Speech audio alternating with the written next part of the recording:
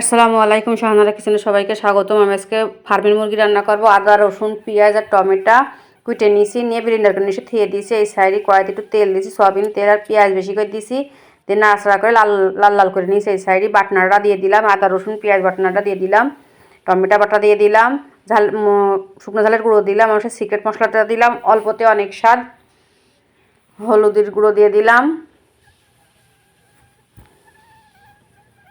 এই যে সুন্দর করে দিয়ে ভালো করে কষায় নিলাম।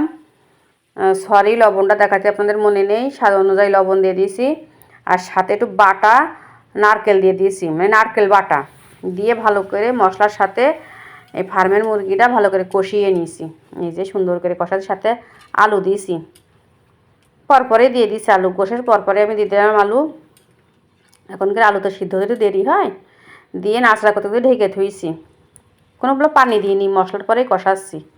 আর নারকেল বাটা দিলে এত টেস্ট হয়, যদি কেউ না খেয়ে থাকেন একবার হলে এবার ট্রাই করে দেখবেন। যে শুকনো শুকনো যখন হয়ে গিয়েছে, এই যে একদম ভাজা ভাজা হয়ে গেছে, তখন ঝোলের পানি দিয়ে দিয়েছি। ঝোলের পানি দিয়ে একটু নাড়াচাড়া করে নিয়ে ঢেকে দিয়েছি। এই যে ঢেকে দিয়েছি, আবার আগলা করে দেখেন অনেক ঝোল কমে গিয়েছে।